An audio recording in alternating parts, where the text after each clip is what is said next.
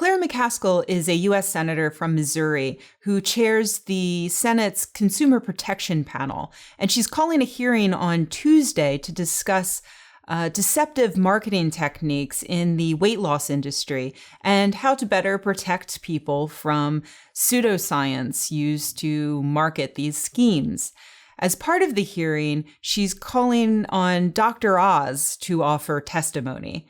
Now, this makes perfect sense if you think about it. If you were having a hearing about the dangers of prop comedy, you would ask Carrot Top to participate. The witness may be very helpful, but maybe not in the way that he thinks. Now, McCaskill already knows that Dr. Oz previously promoted on his show the green coffee bean fad diet. And weeks later, a company was set up and selling this extract at exorbitant sums using completely bogus claims. The FTC responded by suing that company, and that's a lawsuit that's still going on today.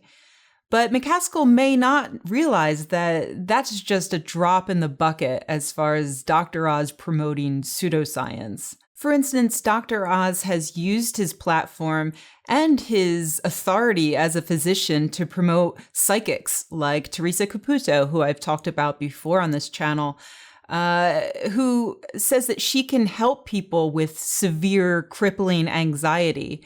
Dr. Oz has also promoted John Edward, the psychic medium who claims to be able to talk to the dead, on a show that asks the question of whether or not psychics are replacing therapists. He's also promoted charlatans like Yogi Cameron, a man who has touted the completely unproven benefits of things like purges and enemas.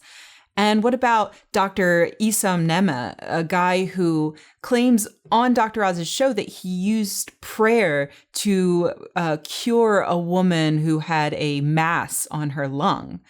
These people are incredibly dangerous. So I'm optimistic that McCaskill will have some harsh words for Dr. Oz concerning his promotion of pseudoscience in the weight loss industry. The green coffee bean fad diet isn't the only weight loss treatment that Dr. Oz has promoted. I've included a link down below to a great Slate article giving an overview of many of the various schemes that Dr. Oz has promoted to encourage weight loss. But I do hope that McCaskill realizes that this is just the tip of the iceberg. And if she really wants to protect consumers, this is going to have to go far beyond just weight loss fads and into the real problem of celebrities using their platform to dispense medical advice that is possibly dangerous and not at all based upon the current scientific evidence. So the good news is that McCaskill does have a comment box on her website where you can let her know if there's anything else she should be aware of.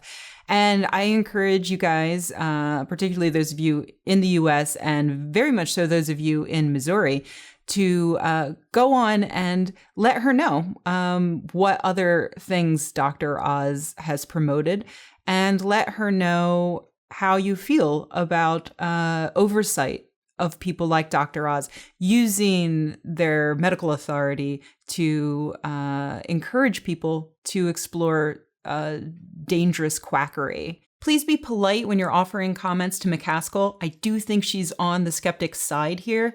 I can't imagine that she isn't inviting Dr. Oz to come give testimony about weight loss scams while the FTC is suing a company for selling something that Dr. Oz was promoting.